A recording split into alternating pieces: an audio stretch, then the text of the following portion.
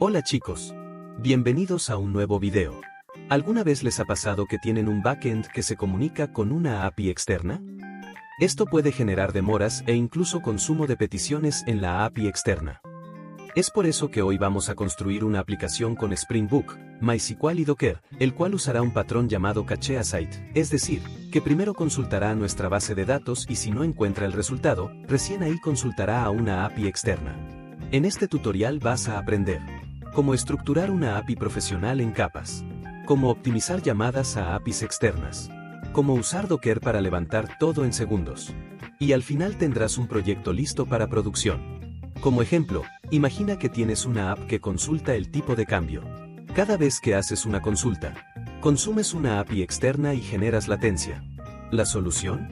Guardar los resultados en una base de datos y reutilizarlos cuando alguien consulte lo mismo. Nuestro proyecto tiene la siguiente arquitectura: el controlador que recibe los requests del usuario, el servicio que tendrá toda la lógica del negocio, el repositorio que se comunicará con nuestra base de datos y el API Service que realizará las llamadas externas. Esta es una arquitectura tipo MVC y Service Layer, el cual es muy común en backend profesional. Lo primero que haremos será generar nuestro proyecto usando Spring Initializer. Aquí les muestro la configuración necesaria para nuestro proyecto. Lo primero que haremos será agregar la dependencia del conector de MySQL y eliminar todo lo relacionado a pruebas unitarias. Ahora crearemos un Docker Compose con nuestra base de datos. Para persistir los datos que se vayan guardando, agregaremos un volumen al contenedor. Además expondremos el puerto 3306 al host para poder conectarnos desde nuestro desarrollo. Es buena práctica no tener los secretos hardcodeados. Por ese motivo crearemos un archivo .env donde definiremos las variables de entorno que usará nuestra aplicación.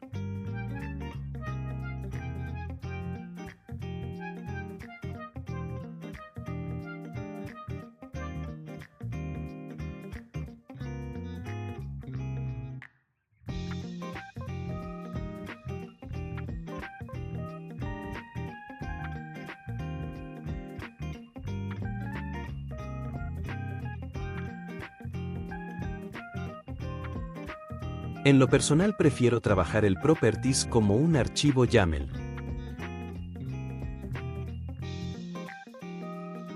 En este archivo primero se configura el context path para setear la base de todos los endpoints en nuestra aplicación.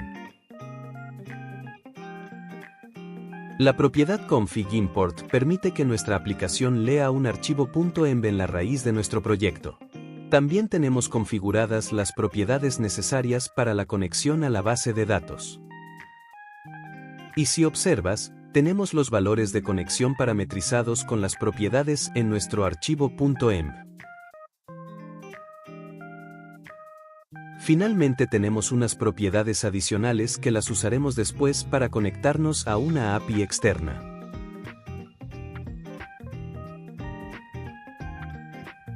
Antes de hacer una prueba, primero agregamos las propiedades faltantes en nuestro archivo .env.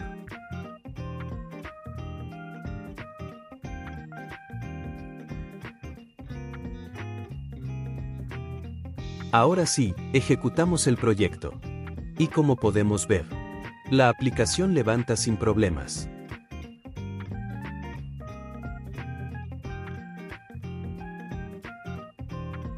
Ahora creamos la capa para el controlador, servicio, modelo y repositorio.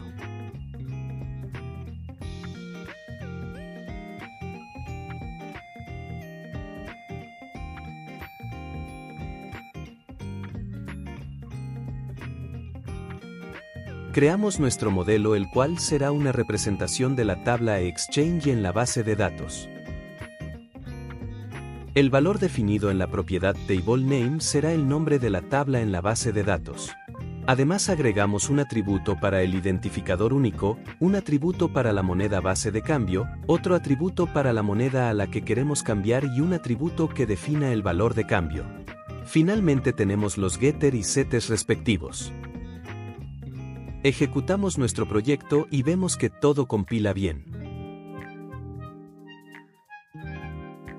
Vamos a ingresar al contenedor para validar que la tabla se creó con los datos del modelo definido.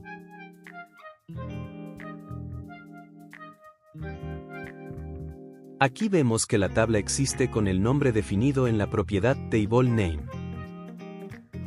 Ahora creamos nuestra clase repositorio, la cual nos permitirá realizar consultas y transacciones en la tabla del modelo que creamos previamente.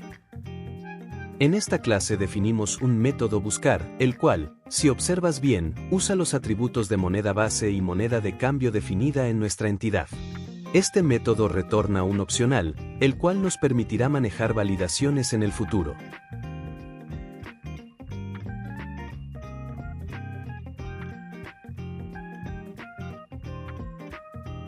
Ahora creamos nuestra clase servicio en donde definiremos toda la lógica de negocio.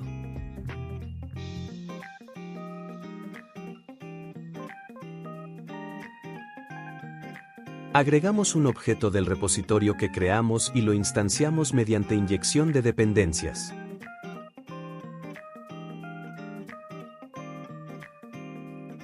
Ahora escribimos el método para consultar el tipo de cambio de dos divisas.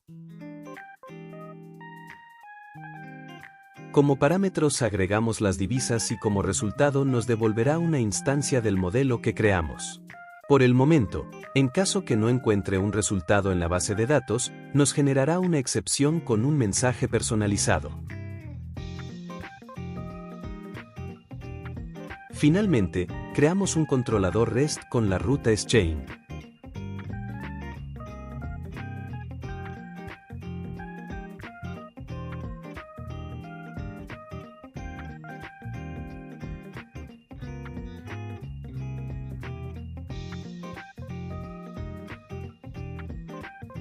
Agregamos un objeto del servicio que creamos y lo instanciamos mediante inyección de dependencias.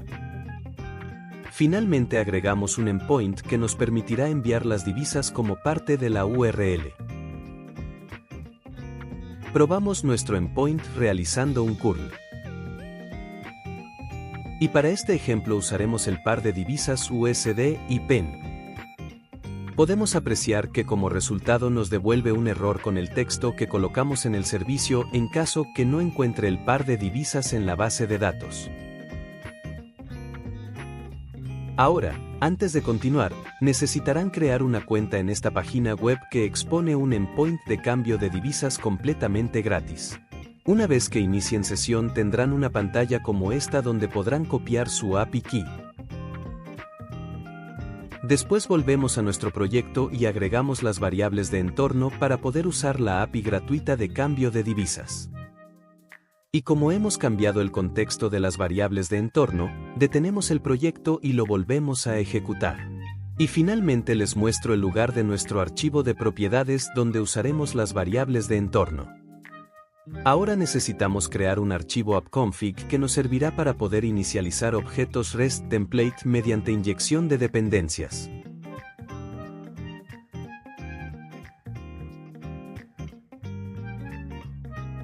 Después necesitamos crear un DTO que nos permitirá mapear la respuesta de la API externa.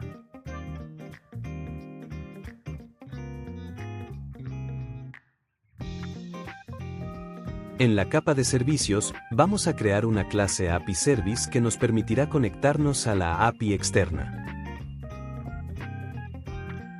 En esta clase definimos dos variables, una para la URL de la API y otra para la key de la API, las cuales serán inicializadas con el valor que tengamos en nuestro properties. Tal como lo indiqué antes, gracias al appconfig que definimos anteriormente, ahora podemos crear un objeto REST template e inicializarlo mediante inyección de dependencias.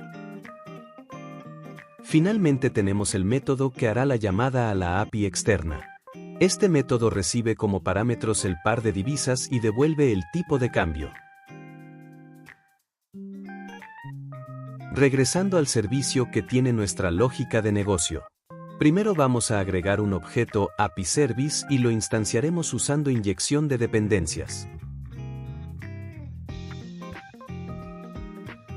También agregamos un método privado que hará la creación de un objeto de nuestro modelo y lo llenará con la información que devuelve la API externa. Después este objeto se guarda en la base de datos y se le retorna al cliente.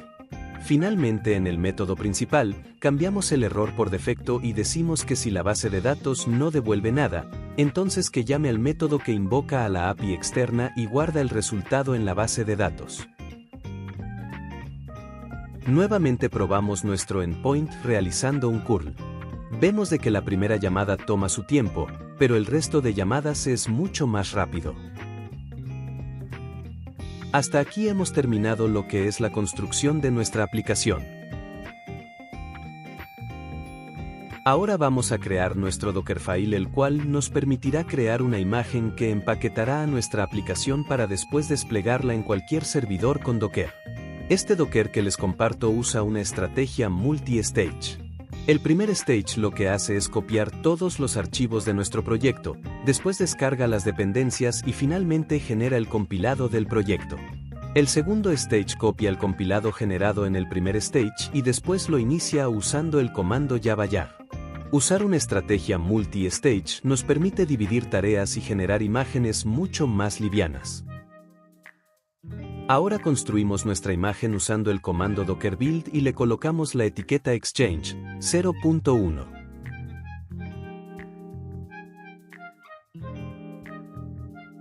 Vemos que la construcción terminó de manera exitosa y ahora vamos a modificar nuestro Docker Compose. En nuestro Docker Compose agregamos un nuevo contenedor y en image le colocamos la etiqueta que usamos para construir nuestra imagen. Agregamos también las variables de entorno que necesita nuestra aplicación para funcionar, y finalmente hacemos que el puerto 80 de nuestra máquina apunte al puerto 8080 dentro del contenedor. Ahora detenemos todo y lo volvemos a ejecutar. Como pueden ver, ambos contenedores se encuentran funcionando. Ejecutamos el comando docker logs para ver los logs del contenedor de la aplicación. Como pueden ver, tenemos un error de inicialización, el cual, si revisamos bien, vemos que es un error de conexión a la base de datos. Esto sucede porque nuestra aplicación dentro del contenedor está buscando una base de datos en localhost en el puerto 3306. Para corregir esto, solo basta con modificar nuestras variables de entorno y en lugar de localhost, colocar el nombre del contenedor de nuestra base de datos. Con este cambio, volvemos a ejecutar nuestro Docker Compose y revisamos los logs de nuestra aplicación. Vemos que ahora sí, la aplicación se inició correctamente.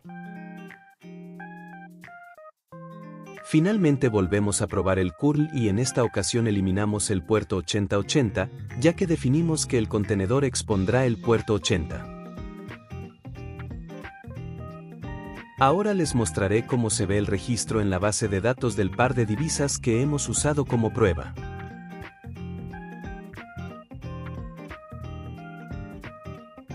Muchas gracias por ver este tutorial, y si te ha servido, te invito a darle like y suscribirte a mi canal. Si tienes algún tema que te gustaría que desarrolle en el siguiente video, déjalo en los comentarios. ¡Hasta pronto!